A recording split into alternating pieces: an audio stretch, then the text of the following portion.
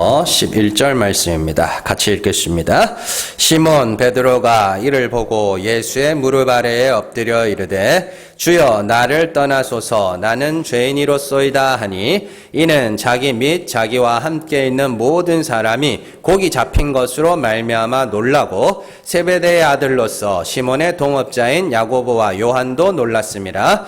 예수께서 시몬에게 이르시되 무서워하지 말라 내가 후로는 내가 사람을 취하리라 하시니 그들이 베드로를 육지에 대고 모든 것을 버려두고 예수를 따르니라. 아멘. 누가복음 35번째 시간입니다. 동일 원리의 하나님입니다. 우리 주변에서요 흔히 볼 수 있는 모습 중에 똑같이 화를 내도 평소에 자주 화내는 사람보다 평소에는 온순하다가 그냥 참다 화냈는데 훨씬 더 욕을 먹는 사람들이 있습니다. 그런 거 많이 안 당해보세요? 당해보신 분들도 있으시고 주변에 그런 일들을 겪으신 분들도 있을 겁니다. 그러니까 화를 내는 횟수로 따지면 자주 화내는 사람이 압도적으로 많고 누가 봐도 저 사람은 좀 아닌데 싶은 그런 사람이 있지만 의외로 평소에 온순하다가 더 이상 참을 수가 없어서 딱 한 번 화를 냈는데 천하에 몹쓸 사람이 되는 그런 일들이 의외로 굉장히 많습니다. 이런 현상에는 여러 가지 요인들이 있을 수 있겠지만 가장 큰 이유 중에 하나가 그 상대방을 향한 일관성의 요구라고 이야기를 합니다. 일관성의 요구. 그러니까 쉽게 말해서 어느 정도 관계가 유지되다 보면은 사람은 상대방에 대해서 저 사람은 이런 사람이야 라고 딱 정해요. 자기가, 내가, 그 사람을. 그래서 자주 화를 내는 사람들을 보면서 저 사람은 자주 화를 내는 사람이야. 그렇게 정해요, 내가. 그렇게. 그리고 또 화를 좀 안 내고 웬만하면 그냥 좋게 넘어가는 사람들을 보면서 저 사람은 화를 안 내고 온순한 사람이야 라고 내가 그렇게 정해버려요. 그러다 보니까 내가 그 사람에게 자꾸 일관성을 요구하는 거예요. 나는 너를 화를 잘 내는 사람으로 보고 있으니까 이 사람이 화를 내면 어떻게 생각하냐면 당연하게 여겨요. 그래서 그냥 이해하려고 그러고 어떻게 하면 이 사람을 화를 안 내게 할까를 고민하지만 온순한 사람들을 대할 때는요. 그 사람은 내가 너를 온순한 사람으로 정했으니까 너는 온순해야 되는 거야. 네, 진짜요. 그래가지고 그 사람이 만약에 화를 내잖아요. 그러면은 그렇게 안 봤는데 이런. 그렇게 안 봤대. 그럼 어떻게 봤는데요? 그러니까 이게 되게 참 사람 관계라는 게 참 그래서 어려운 거예요. 내가 그렇게 정해버린 거예요. 그 사람을 너는 온순한 사람이야 라고 내가 너를 온순한 사람이라고 정했는데 너가 왜 갑자기 화를 내지? 이렇게 돼버리는 거예요. 그러니까 이 평소에 화를 잘 안 내던 사람들이 진짜 막 참다 안 돼서 화를 내는 거예요. 그 사람들은. 그럼 화를 내고 나면 배로 욕을 먹는 거예요. 왜 화내느냐는 거예요. 참. 그래서 이게 참 사람이 좀 어리석다 그래야 되죠. 어리석은 사람들 주변에는 항상 자기를 괴롭히는 사람들만 남아 있어요. 결국에는. 이해가 되세요? 그러니까 내가 마음대로 너는 화를 잘 내는 사람이야 라고 정해놓고 내가 이제 그 사람한테 맞춰주는 거야, 자꾸. 그리고 너는 온순한 사람이야 라고 정해놓고 그 사람이 참다 안 돼서 화를 내면 어떻게 해요? 막 뭐라 해요. 그럼 이 사람은 질려서 떠나가요. 그래서 떠나가는 거예요. 그래서 이렇게 어리석은 사람 주변에는 항상 자기를 괴롭히는 사람만 남아있어요. 네. 자. 그래서 물론 다 그러지는 않습니다. 다 그러지는 않고 어떤 사람들은 그렇게 이야기를 해요. 저 순한 사람이 오죽하면 화를 내겠냐고. 그러면서 이제 내가 뭘 잘못했나 보다 이렇게 하는 사람이 간혹 가다 하나씩 있는데 대부분 그렇게 안 봤는데 하는 그 사람에 의해서 관계는 깨져요. 그래서 우리가 인간관계에서 기억해야 할 게 있는데 한 사람은 한 가지 성격만 갖고 있지 않다는 사실입니다. 한 사람은 다양한 성격을 가지고 있고요. 또 사람은 상황에 따라 감정이 변하고 또한 다양한 감정을 가지고 있기 때문에 다른 사람들에 대해서 함부로 너는 이런 사람이구나, 너는 저런 사람이구나라고 그렇게 낙인을 찍어버리면 안 됩니다. 네. 그냥 사람이 얼마든지 화낼 수 있고 얼마든지 삐질 수 있고 또 얼마든지 좋을 수 있고 이런 사람. 그래서 화를 잘 내는 사람이라고 해서 그 사람은 그냥 화를 참는 게 그 한계치가 낮을 뿐이에요. 온순한 사람은 그 한계치가 높을 뿐이에요. 그래서 우리가 그걸 보면서 이렇게 요즘 유행하잖아요. 선을 넘지 말아라. 응? 내가 싫은 건 다른 사람들도 싫은 줄 알고 선을 넘지 말라고 그래요. 그래서 원래는 선 넘은 사람들이 나쁜 사람, 선 넘은 사람들이 보통 잘못하는데 선 넘어와가지고 화내면은 뭐, 네가 왜 화를 내냐고 그렇게 안 봤는데 사람이 달라 보이네 뭐 웃기는 소리들 진짜. 자, 자 그래서 오늘 우리가 살펴볼 거는 일관성에 관한 겁니다. 왜냐하면은 일관성이라는 거는 하나님의 고유한 속성 중에 하나입니다. 그래서 하나님은 동일하시다. 하나님은 변함이 없으시다. 하나님은 신실하시다라는 말은 하나님의 일관성과 관련되어 있는 말씀입니다. 하나님의 일관성에 대해서 가장 잘 설명한 말씀이 야고보서에 나오는 말씀이죠. 자, 야고보서 1장 17절 말씀 같이 읽습니다. 온갖 좋은 은사와 온전한 선물이 다 위로부터 빛들의 아버지께로부터 내려오나니 그는 변함도 없으시고 회전하는 그림자도 없으시니라. 이게 일관성이에요. 하나님이 항상 그렇다. 항상 변함없이 그렇다는 뜻입니다. 하나님은 변함도 없으시고 회전하는 그림자도 없으시다는 것은 하나님은 창세로부터 지금까지 동일하신 분이라는 겁니다. 그렇다면 하나님이 변함없으시다는 것이 우리에게는 어떤 의미인가? 하나님이 변함없다, 하나님이 동일하시다는 것은 하나님이 항상 똑같은 원리로 일하신다는 뜻입니다. 똑같은 원리로. 예를 들면, 자, 물은 항상 위에서 아래로 흐릅니다. 위에서 아래로 흐르죠. 일관성 있게. 그러니까 물론 사람들이 일부러 막 펌프를 가지고 이제 밑에서 위로 쏘아 올리는 일들도 있는데 어쨌든 물은 위에서 아래로 흐릅니다. 그래서 이 건물에 물이 샜다 그러면 다 이리 내려오는 거예요. 속상해 아주. 자, 그런 거죠. 왜요? 그래서 우리가 물이 흐르는 걸 보고 어디가 위고 어디가 아래인지 알 수 있죠. 왜요? 일관성 있으니까. 그렇잖아요. 자, 해는 항상 뭐 동쪽에서 떠서 서쪽으로 집니다. 그죠? 그래서 우리는 해를 뜨는 걸 보면서 저기가 동쪽이구나를 알 수 있는 거예요.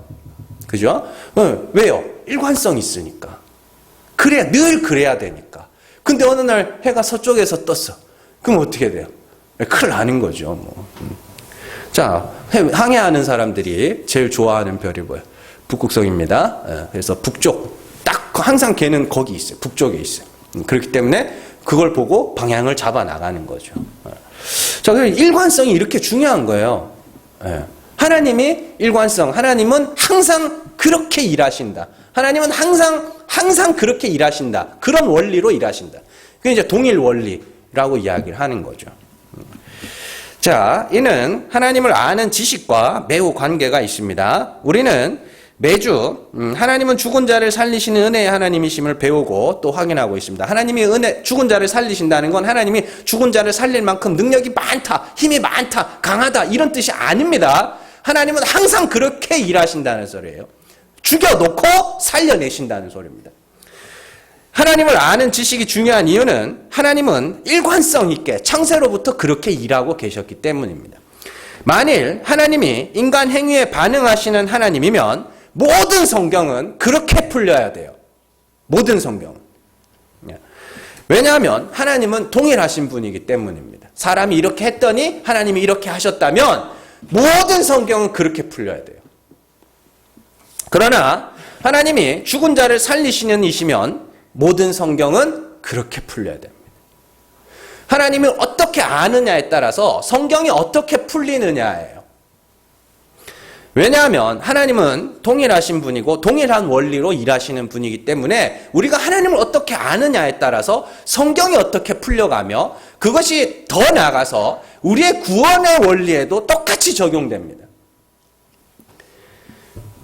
자, 지난 시간에 우리가 배운 내용들을 기억을 해보면, 자, 하나님은 그 큰 기적을 일으키시기 전에 먼저 기적 같은 어둠을 행하시는 분이다. 제가 말씀을 드렸죠. 그래서 갈릴리 호수에 많은 고깃배들이 있었고 고기 잡는 것을 생업으로 하는 사람들이 있었으며 시몬 역시도 고기 잡는 어부였습니다. 그냥 여러분들 가끔 뭐 취미생활로 어디 가가지고 낚시질하는 그런 수준이 아니었다고요. 그걸 먹고 사는 사람이었는데 그 사람이 밤새 고기를 잡지 못했다는 것 자체가 뭐예요? 하나님이 일하셨다는 증거입니다. 그리고 나서 예수님의 그 확신에 찬 말을 듣고 그 말을 따름으로써 많은 고기를 잡았죠. 그러면 누가 잡게 하신 거예요? 하나님이 잡게 하신 거죠. 못 잡게 하신 분은 하나님이시죠. 그런 거예요. 자, 그래서 그 일을 목격한 시몬은 이제 자기가 직접 겪은 거고 그 일을 목격한 요한도 야고보도 오늘 우리가 읽은 말씀에서 어떻게 해요? 10절 세베대의 아들로서 시몬의 동업자인 야고보와 요한도 놀랐습니다. 이 놀랐다는 게 뭐냐? 아, 이건 하나님이 하신 거구나. 왜? 밤새 한 마리도 못 잡았는데 저 말하니까 두 배에 가득 차도록 잡았단 말이에요. 야, 이건 하나님이 하신 거구나라고 알게 된 거죠. 자, 그런데 이거를 한번 인간적으로 풀어볼까요? 시몬이 하나님, 예수님이 하라 했더니 내가 당신의 말을 믿고 내가 한번 던져보겠다. 탁! 그렇지 않습니다. 자, 그렇게 하나님은 죽은 자를 살리시는 이시면 죽이신 분은 누구예요? 물고기를 한 마리도 못 잡게 한 게 죽는 거거든요. 불가능한 자 되는 거. 죽이신 분이 누구예요? 하나님이에요. 그러면 많이 잡은, 살리신 분은 누구예요? 살리신 분도 하나님이에요. 왜요? 하나님이 어떠한 분인지를 알라고. 은혜가 뭔지를 경험해 보라고. 자, 하나님은 항상 이런 원리로 일을 하십니다. 가장 대표적으로 믿음의 조상 아브라함이 이삭을 낳기까지의 과정이 그렇죠. 자, 남자 여자가 결혼을 해가지고 아이를 낳는 게 당연한 거예요? 못 낳는 게 당연한 거예요? 낳는 게 당연한 거죠. 그럼 태를 닫으신 분이 누구예요? 하나님이에요. 사람의 태를 닫을 수 있는 분은 하나님밖에 없습니다. 하나님이 닫게 하신 거예요. 그리고 하나님이 약속하시죠. 내가 아들 줄게. 그리고는 언제까지 기다리셔요? 사라의 몸이 죽은 것과 같고 아브라함이 죽은 것과 같이 되었을 때. 로마서에서 4장에서 그렇게 이야기하죠. 완전한 불가능, 생리가 끊어질 때까지 완전한 불가능의 자리까지 하나님이 뭐 하셔요? 태를 닫으셔요. 안 열어주셔요. 그리고는 어떻게 해요? 다 안 된다 할 때 하나님이 열어주셔서 아들을 낳게 하시는 거예요. 그래서 그 과정에서 뭘 알아요? 이건 하나님이 낳게 하셨구나를 아는 거예요. 그러니까 다 그런 원리라니까요. 다른 이야기 한번 볼까요? 사사기에서 이스라엘을 이방인의 손에 넘기신 분이 누구냐면 하나님이라 그래요. 사사기 2장 14절 같이 읽습니다. 여호와께서 이스라엘에게 진노하사 노력하는 자의 손에 넘겨주사 그들이 노력을 당하게 하시며 또 주위에 있는 모든 대적의 손에 팔아 넘기심에 그들이 다시는 대적을 당하지 못하였으며. 아멘. 자, 보세요. 주위에 이제 대적들이 있어요. 넘기신 분이 누구예요? 하나님이 넘기셨어요. 팔아 넘기신 분도 누구예요? 하나님이에요. 뭐 하려고요? 팔아 넘기신 후에 하나님이 건져내셔서 이스라엘 백성들이 뭘 알라고? 하나님이 이런 분이구나. 하나님이 우리를 구원하셨구나를 확인시켜 주는 겁니다. 그러니까 보세요. 사라도 하나님이 태를 닫으시고 하나님 태를 여신 후에 이삭을 낳고 뭐 하셔요? 뭐예요? 하나님이 나를 웃게 하시네요. 하나님이 이 아이를 낳게 하셨네요. 이스라엘 백성들도 이방의 대적들에게 팔려갔다가 구원받은 후에 뭐예요? 하나님이 구원하셨네요를 배우는 거거든요. 자, 그래서 오늘 말씀에서도 시몬의 순종의 무게를 두게 되면 이 말씀의 주인공은 예수님이 아니라 시몬이 됩니다. 주인공은 뭐예요? 주인공은 찬사를 받는 사람이 주인공이죠. 박수 받는 사람이 주인공이거든요. 그러니까 시몬이 주의 말씀 의자 찬양 있죠. 주의 말씀 의자요. 깊은 것에 그물을 던져. 그것만 계속 이야기하는 거예요. 그것만. 던질 수밖에 없도록 만드신 하나님은 전혀 생각도 안 하는 거예요.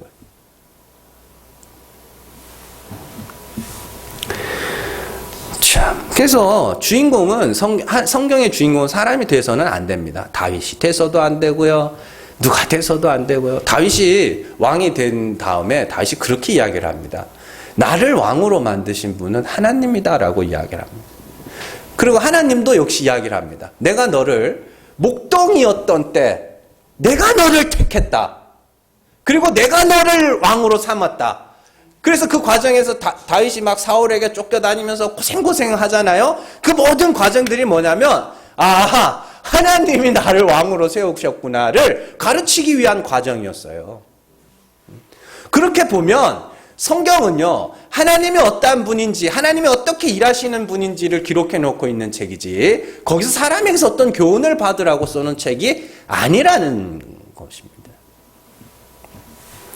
자, 여러분들, 하나님의 일관성은요, 우리가 생각하는 것보다 훨씬 더 중요한 주제입니다. 하나님이 일관성이 없으시다면 어떤 일이 생길까요? 하나님이 일관성이 없으면, 그럼 어떻게 되겠어요? 뭐 어떻게 돼요? 평생 눈치 보고 사는 거지. 그 하나님하고 같이 살려면 살겠어요? 예를 들어서, 이 가정에서 부모, 특히 아버지는 최대한 일관성을 유지를 해야 됩니다. 최대한.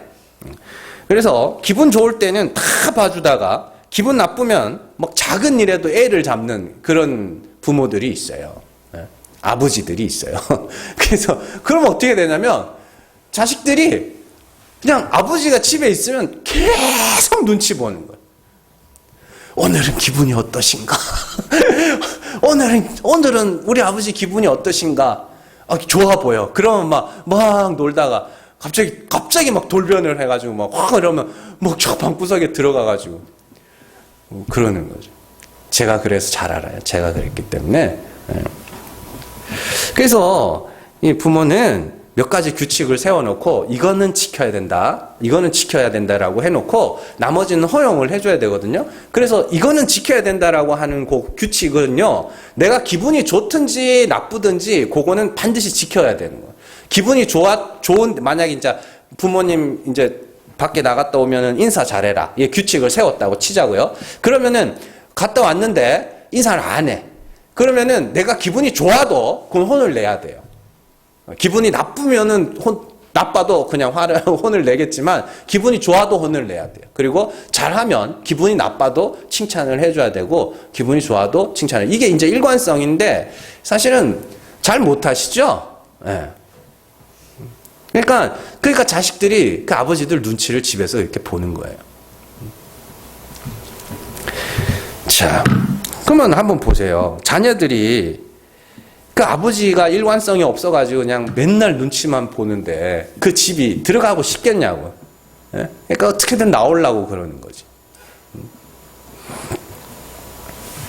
자, 그런데 사람도 그런데 하나님이 그런 분이면 어떨 것 같으세요? 하나님이 기분에 따라 이랬다가 저랬다가 그냥 그러면 거기가 그 하나님하고 같이 사는 거기가 천국이겠어요? 그 맨날 눈치 봐야 되는데 그 또 힘도 엄청 세. 그냥 단순하게 회초리 한두 대 때리는 정도가 아니에요. 아주. 우리의 구원과 관련된 것이라면 어떨까요? 어떨 때는 믿음으로 구원에 이른다고 했다가 어떨 때는 율법의 행위가 있어야 된다고 가르쳐버리면 그럼 어떻게 되는 거예요? 이랬다가 저랬다가 여기 가면 믿음으로 구원을 얻는 거죠. 여기 가면 믿는다고 다 믿는 사람이 착하게 살고 이렇게 살아야 구원받는 거지라고. 그러면은 이 하나님은 도대체 뭘 보는 거야? 혼란스럽게 그렇게 만들죠. 자, 그래서 가르치는 자가 일관성 없이 하나님을 은혜의 하나님으로 가르쳤다가 율법의 하나님으로 가르쳤다가 그렇게 가르쳐버리면 그러면 큰일 나는 거예요. 그런 가르침들 때문에 진짜로 성도들이 굉장히 신앙생활을 눈치를 보면서 해요. 하나님 눈치를 본다고 하는데 잘 보면은 목사 눈치를 보는 거예요. 목사가 막 이렇게 됐다가 저렇게 됐다가 막 이렇게 하니까. 하나님은요, 일관성 있게 죽은 자를 살리시는 은혜의 하나님입니다. 그래서 우리가 성경을 읽을 때 은혜라는 안경으로 읽을 수 있어야 누군가의 잘못된 가르침에 넘어가지 않게 되고 나 역시 누군가에게 잘못 가르치지 않을 수 있게 되는 겁니다. 그래서 여러분들이 듣고 또 들으면서 정확하게 하나님이 어떠한 분인지를 확실히 깨달으셔야 돼요. 하나님의 일관성 잘 기억하세요. 하나님은 죽은 자를 살리시는 하나님이십니다. 그래서 우리가 잘못 보고 잘못 가르치고 잘못 알고 있었던 것 뿐이지 알고 보면 전부 그 이야기여야 되는 거예요. 자, 오늘 말씀은요, 물고기를 2배가 가득 차도록 잡은 시몬이 예수님에게 와서 자신이 죄인임을 고백할 때 예수님이 그에게 사명을 주시는 장면입니다. 그죠? 죄를 고백하고 기적을 경험하고 죄를 고백하고 예수님이 그에게 사명을 주시는 이 똑같은 구조가 이사야 6장에 나옵니다. 자, 이사야 6장 5절에서 8절 같이 읽습니다.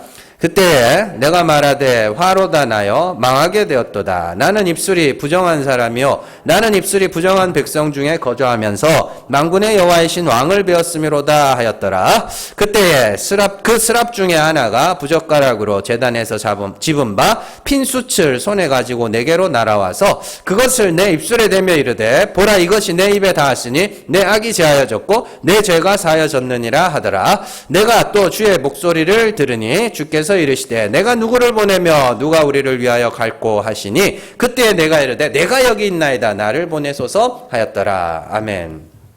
자, 오늘 말씀에서도 시몬이 자신이 죄인임을 고백한 후에 두려워하지 마라. 예수님이 그렇게 말씀하시죠. 그리고 나서 사명을 주십니다. 내가 너로 사람을 잡는 자가 되게 하겠다. 이사야 역시 여호와의 영광 앞에 여호와의 영광이 나타난 것 자체가 기적입니다. 그게 자 여호와의 영광 앞에서 자신이 죄인임을 고백한 후에 하나님의 말씀을 전하는 사명을 받게 되죠. 보내심을 받게 되죠. 자 하나님의 복음을 전하는 자들에게 이런 과정을 겪게 하시는 죄가 사함을 받고 보내심을 받게 하는 과정을 겪게 하시는 일은 두 가지 이유가 있습니다. 첫 번째는요.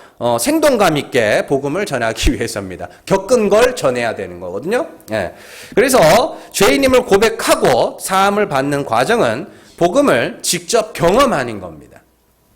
우리가 우리의 죄를 보고 그 죄로 인해서 탄식도 해보고 부끄러워도 해보고 아파도 해봐야 그 죄가 사함을 받았다는 사실을 기쁨으로 알 수 있고 기쁨으로 전할 수 있게 되는 것이죠.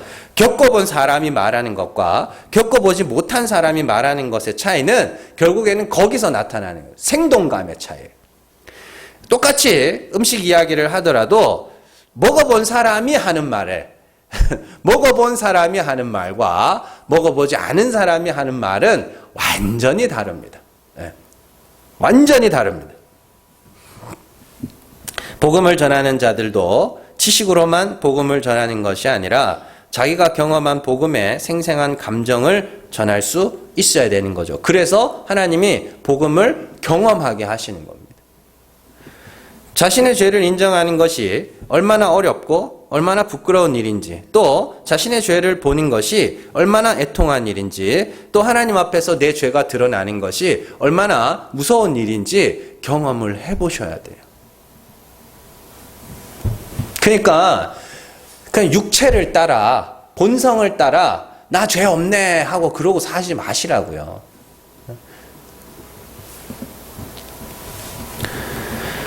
자, 그리고 거기서 끝나면 안 되죠. 그리스도께서 그 죄를 지시고 십자가에서 그 죄를 다 사하셨다. 그것이 얼마나 귀한 복음인지를 겪어본 자들만이 알 수 있고 겪어본 자들만이 전할 수가 있는 것이죠. 자, 고린도전서 4장 18절에서 20절입니다. 같이 읽습니다. 어떤 이들은 내가 너희에게 나아가지 아니할 것 같이 스스로 교만하여졌으나 주께서 허락하시면 내가 너희에게 속히 나아가서 교만한 자들의 말이 아니라 오직 그 능력을 알아보겠으니 하나님의 나라는 말에 있지 아니하고 오직 능력에 있음이라. 아멘. 이 고린도전서 4장의 내용이 이렇습니다. 바울은 자신이 예수를 믿고 난 다음에 날마다 비천하여지고 날마다 약하여지는데 어떤 이들은 예수를 믿고 난 다음에 날마다 잘났다는 거예요. 뭔 말인지 4장 가셔서 4장 고린도전서 4장을 한번 쭉 우리 고린도전서 강의하는 것도 아마 설교 있을 거예요. 그 내용이. 하나님의 나라는 말에 있지 않고 능력에 있다. 그 능력이 뭐냐? 능력이 막 손을 대면 막 병이 낫고 막 사람들을 막 일으키고 막 하는 그런 능력이 아니라 성령 하나님의 나라의 능력은 뭐냐면 한없이 낮추고 한없이 약하여지고 한없이 겸손해지는 능력이에요. 그래서 바울이 이야기하는 겁니다. 19절 주께서 허락하시면 내가 너희에게 속히 나아가서 교만한 자들의 말이 아니라.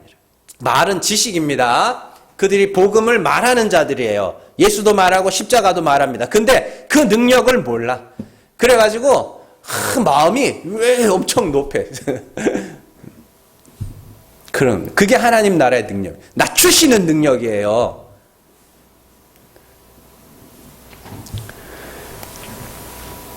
그래서 하나님의 나라. 하나님의 통치입니다. 하나님의 통치는 말에 있지 않고 능력에 있어. 하나님이 구원하셨음을 알도록 하기 위하여 너희를 나는 안 되는구나로 낮추시는 그 하나님의 능력.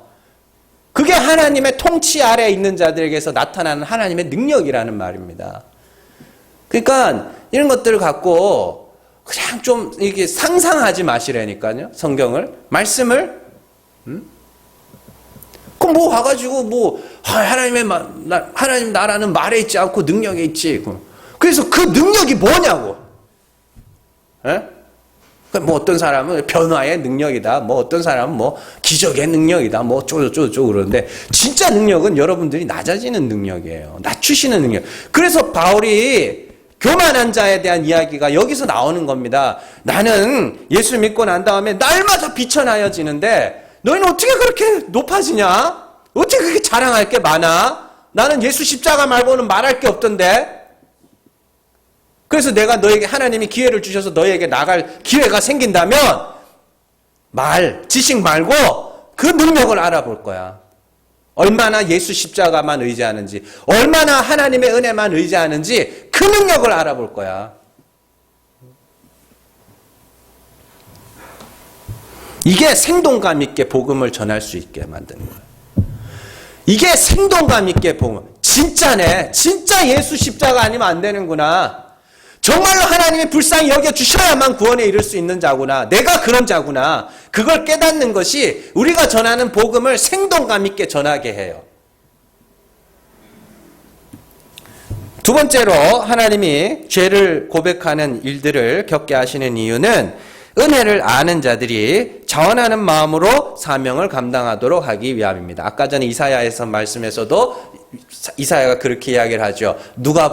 하나님이 누굴 보낼까 했더니 제가 가겠습니다. 그렇게 이야기를 하죠. 오늘 말씀에서도 예수님이 사명을 주시니까 모든 것을 버려두고 주를 따랐더라 해야죠. 다 버린 것도 아닙니다. 그냥 어디 묵혀놓은 거고. 그렇게 해요. 자원해서. 여러분들, 복음을 전한다, 사명을 감당한다는 것은 하나님 앞에 다른 사람들보다 더 큰 상급을 받는 것도 아니고 대단한 보수와 대가를 받는 것도 아닙니다. 듣고 믿는 자들에게는 생명의 은인이 되기도 하지만 그렇게 여겨지기도 합니다. 그러나 어떤 이들에게는 무시의 대상이 되기도 하고 어떤 이들에게는 핍박의 대상이 되기도 합니다. 그렇기 때문에 하나님의 베푸신 은혜를 본인이 직접 경험하지 못하면 옆에서 아무리 전하라고 해도 전할 수가 없습니다. 굳이 복음을 전하는 것뿐만이 아니라 우리의 신앙생활도 마찬가지입니다. 교회를 다니고 예배에 나오고 하는 그 모든 신앙의 전반적인 것들이 이 은혜를 직접 경험해 보지 못하면 유지할 수가 없습니다. 여러분들, 주변에서 신앙생활 하는 것을 방해하고 조롱하는 사람들도 있고요. 핍박하는 사람들이 있고, 자, 그런 과정에서도 우리가 신앙생활을 유지할 수 있는 거는 요 은혜입니다. 죄사함의 은혜. 은혜를 알지 못하는 자들은, 우리가 마태복음 13장에서 밭의 비유와 같이 여러 가지 어려움 속에서 그 믿음이라는 것 자체가 떨어져 나가게 되는 것이죠. 자, 요즘에 2030 세대들은 좀 이제 별나죠. 그래가지고 별나요. 진짜로 별나요. 그래서 왜냐하면은 너무 뭐랄까, 돈 벌 기회는 많은데 좀 돈을 벌지를 못한다 그래야 되나? 하여튼 좀 그래요. 요즘에 일자리가 여러분들이 뭐 80년대, 90년대, 2000년대 초반보다 지금 일자리가 많은 것 같으세요? 적은 것 같으세요? 많습니다. 더 많아요. 예. 더 많다고요. 그리고 돈 벌 수 있는 수단도 많아요. 근데 이 2030 지금 20대, 30대들은 잘 못 찾아요. 뭐 여러 가지 원인이 있겠죠. 어쨌든 그 사람들이 요즘에 결혼 기피 대상 1등이 교회 다니는 사람입니다. 특히 교회 다니는 여자 되게 싫어합니다. 왜냐하면 돈에 미쳐가지고 그 10분의 1, 11조 드리는 것 때문에 결혼하지 말라고 해요. 뭐라고 그 글을 뭐라고 써놓냐면 한 달 동안 뼈 빠지게 일해놓은 거 10분의 1을 교회에다가 갖다 바쳐야 된다고. 그러고 싶냐고 이렇게 이야기를 하더라고요. 그래서 자, 뭐 어쨌든 이거는 뭐 그냥 사회의 한 단면인데, 어쨌든 이런 조롱에서도 신앙생활을 할 수 있는 것은 은혜를 경험해야 됩니다. 내가 죽은 죄인이며 정말로 내가 하나님이 불쌍히 여기셔야 구원에 이를 수 있는 자라는 그 은혜를 경험한 자들만 신앙생활을 유지할 수 있는 거예요. 그거 아니면 유지하기 힘듭니다. 그래서 복음을 경험하는 것이 굉장히 중요합니다.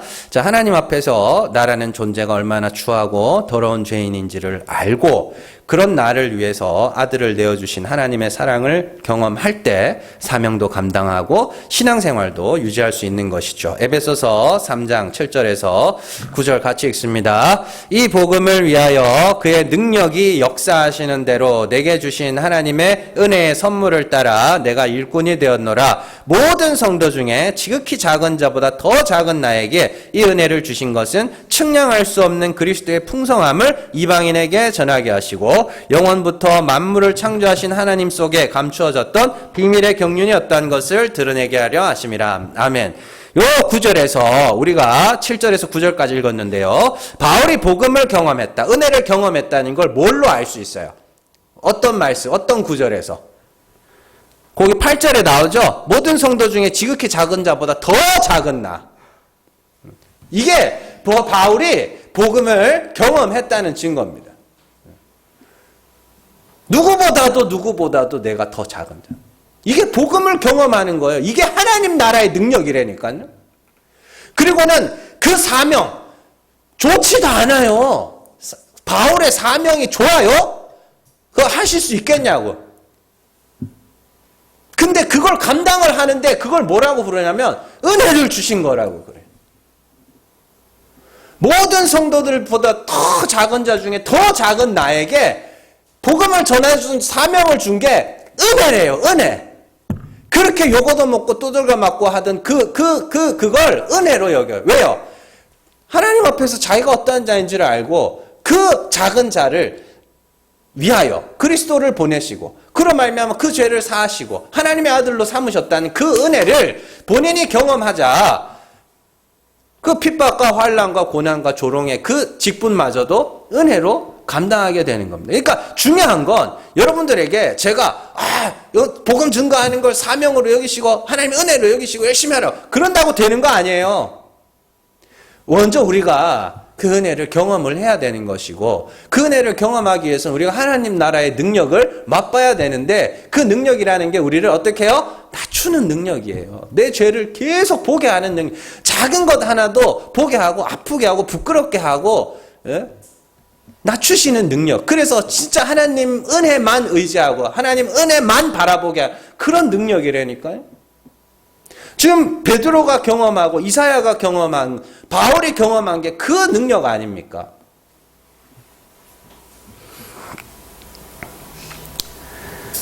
자, 그래서 이거 자동차가 기름을 태워서 이제 움직이잖아요. 우리 신앙생활은요, 죄를 태워서 움직이는 겁니다. 내 죄를 태워서. 그래서 내 죄를 알고 그 죄로 말미암아 하나님의 은혜만 부르짖게 되면 그게 우리가 은혜를 경험하는 것이고, 그걸 원동력으로 해서 신앙생활도 하고 복음도 전하고 하는 거예요. 그러니까 여러분들은 뭘 자꾸 하나님 앞에서 내가 뭘 해야 된다라는 압박감보다 하나님 앞에서 내가 어떤 자인가를 알아가고 인정해가는 그 과정들이 필요한 겁니다. 그러니까 너무 우리가 숨어 있잖아요. 아직도 변명 속에 살아가잖아요. 자, 그리고 오늘 말씀에서 제일 중요한 내용이 네가 후로는 사람을 취하리라는 말씀입니다. 이 말씀 안에는 내가 지금까지는 물고기를 취하는 사람이었지만 이제는 사람을 취할 것이다 라는 말이 포함되어 있죠. 그런데 이 사명에서 중요한 것은요, 베드로가 물고기를 잡았던 그 표적 있죠? 그게 구원하는 표적이에요. 자, 쉽게 설명해 드릴게요. 베드로가 밤새 그물을 던졌지만 아무것도 잡지 못했습니다. 그것은 바꿔 말하면 베드로가 자기 힘으로 복음을 전한다고 해서 사람을 취할 수 없다는 뜻입니다. 그렇죠? 그러나 예수님의 말씀을 의지하여 그물을 던질 때 많은 물고기를 잡았죠. 동일한 원리로, 일관성이에요. 동일한 원리로 베드로가 복음을 전한다고 할지라도 하나님이 역사해야 많이 잡을 수 있다는 뜻입니다. 또한, 자, 하나님은 항상 일관성을 갖고 동일 원리로 일하시는 하나님이십니다. 시몬이 물고기를 잡는 표적은 단순히 물고기를 못 잡았다가 많이 잡았다는 이야기만 하는 것이 아니라 장차 시몬이 어떻게 많은 사람들을 취하게 될지에 대한 원리를 보여주는 표적이기도 한 것이죠. 자, 베드로가 사도행전에서 설교할 때 3,000명씩, 5,000명씩, 그게 뭐예요? 그게 그물로 많이 잡은 거예요. 이 사도행전의 저자가 누구예요? 누가잖아요. 사도행전의 저자가 누가잖아요. 누가복음의 저자는 누구예요? 누가예요. 그래서 누가복음과 사도행전을 이렇게 붙여보면 똑같은 이야기입니다. 복음을 전하는데 하나님이 역사하자 3,000명씩 5,000명씩 잡히는 거예요. 그럼 베드로는 알았을까요? 몰랐을까요? 당연히 알았죠.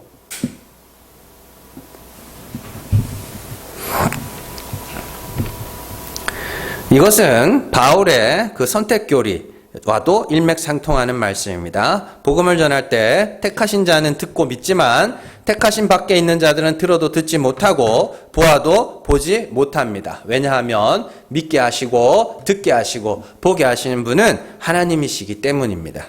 이 표적을 통해서 우리는 복음 전도자의 두 가지 자세를 알 수가 있어요. 첫 번째는요, 복음을 전하는 자들은 그들의 역할은 복음을 전하는 것이지 사람을 믿게 만드는 게 아니라는 것입니다.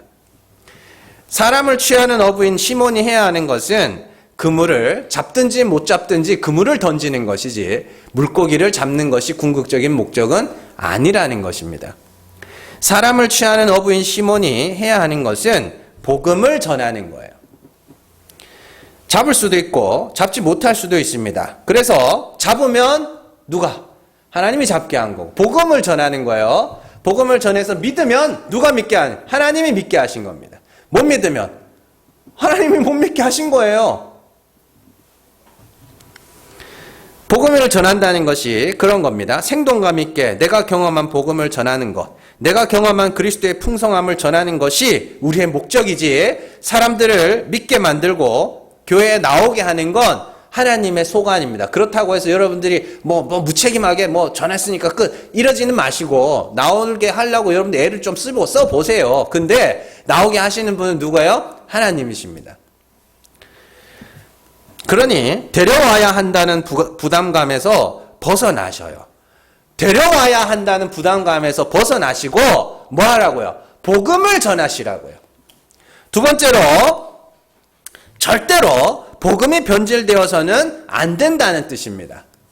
하나님이 잡게 하신다는 건 절대로 복음이라는 것이 변질돼서나 섞이거나 타협이 돼서는 안 된다는 뜻입니다.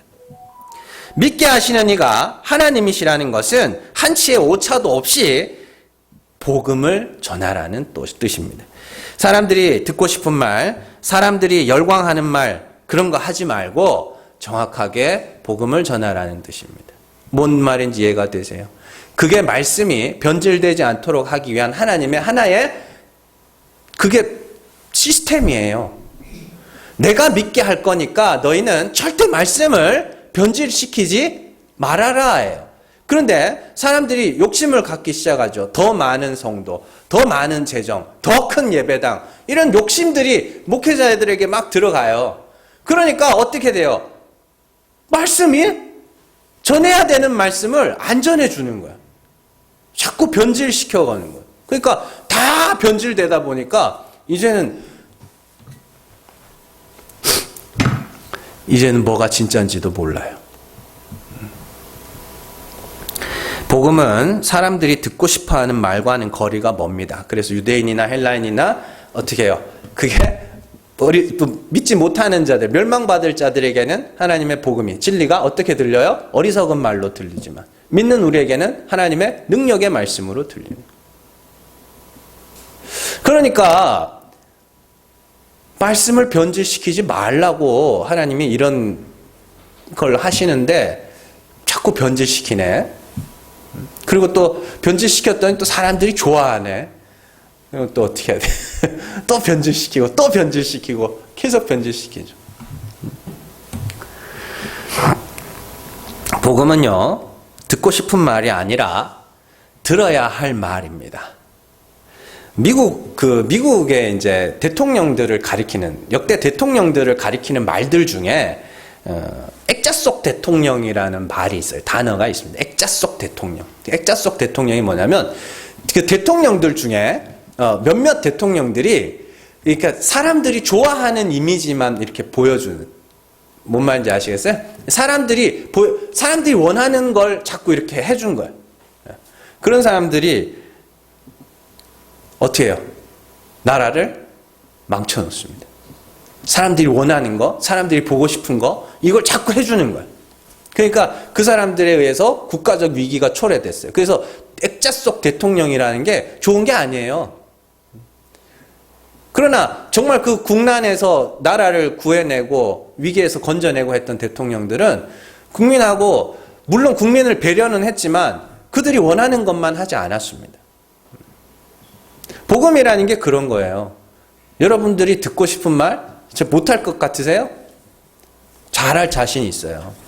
근데 그 한 주간 나와서 1시간 기쁘게 보내는 게 중요한 게 아닙니다. 그게 아니라고요.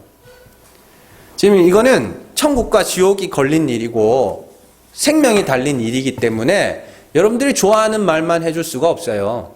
아프셔도 들어야 되고 찔리셔도 들으셔야 돼요.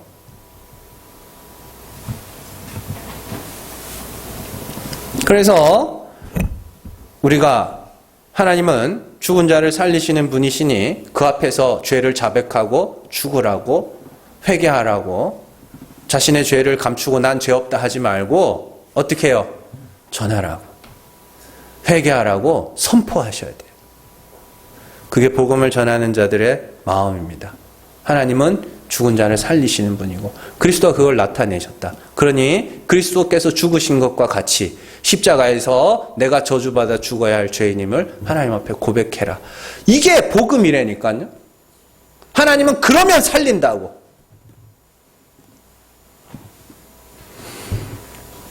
고린도전서 2장 1절에서 5절 말씀 같이 읽습니다. 형제들아, 내가 너희에게 나아가 하나님의 증거를 전할 때에 말과 지혜의 아름다운 것으로 아니하였나니 내가 너희 중에서 예수 그리스도와 그가 십자가에 못 박히신 것 외에는 아무것도 알지 아니하기로 작정하였음이라. 내가 너희 가운데 거할 때에 약하고 두려워하고 심히 떨었노라. 내 말과 내 전도함이 설득력 있는 지혜의 말로 하지 아니하고 다만 성령의 나타나심과 능력으로 하여 너희 믿음이 사람의 지혜에 있지 아니하고 다만 하나님의 능력에 있게 하려 하였노라. 바울이 십자가의 그리스도와 그가 십자가에 못 박히신 것 외에 다른 것들을 전하지 않은 이유가 뭐냐면 너희가 나 때문에 믿었다고 할까봐 난 그게 두려웠다.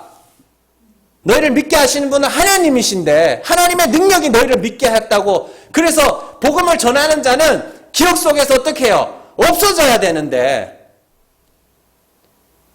그래서 나는 그리스도와 그가 십자가에 못 박히신 것만 전했고 너희를 설득하려고 하지 않았어.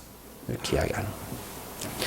복음을 증거하시고 주변에 있는 사람들에게 정말 전도하실 때 이 말씀을 꼭 기억하시기를 바랍니다. 그들이 듣고 싶은 말, 그들이 혹할 만한 그런 말들을 하는 게 아니라 하나님이 어떠한 분이시며 그 하나님과 그 하나님의 다스리는 그 나라에서 우리는 어떻게 해야 그 영원한 천국에 이룰 수 있으며 어떻게 하면 구원에 이룰 수 있는지를 정확하게 말하시라고요.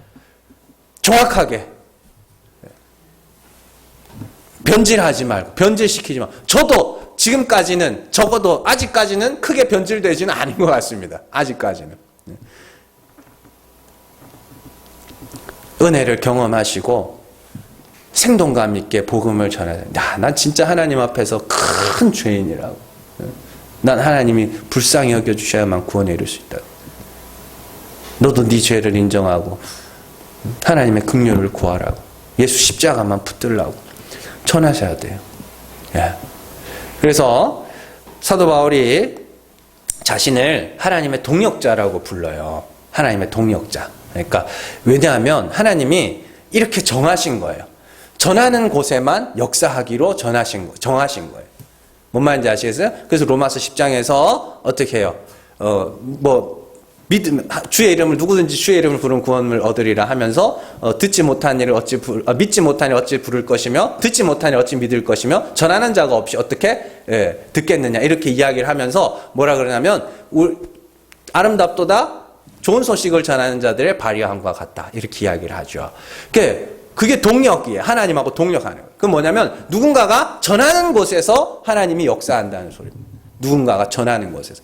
여러분들이 그 복음을, 그 진리를 전할 수 있는 게 여러분들이 뭐예요? 하나님의 동역자라는 증거입니다. 잘 기억하시고 은혜를 경험하시고 생동감 있게 복음을 전할 때 여러분들을 통해서 많은 사람들이 주께로 돌아오고 많은 사람들이 구원에 이르는 그 참 좋은 꿈과 좋은 비전들을 갖고 주의 복음 증거할 수 있는 여러분들 되시기를 주님의 이름으로 축원합니다. 이 시간 우리 같이 기도하기를 원합니다. 자, 우리에게 허락된 시간이 끝나면은 하나님의 심판이 있습니다. 임박한 심판을 생각하시면서 정말로 남은 내 시간을 모든 사람, 내 지경 안에 내가 아는 모든 사람들에게 하나님의 복음을 정말로 변질시키지 않고 순수하게 그대로 전하여서 많은 사람들을 구원하는 일에 사용되는 하나님의 도구로서, 하나님의 일꾼으로서, 하나님의 동역자로서 살아갈 수 있도록 이 시간 우리 간절한 마음으로 같이 기도합니다.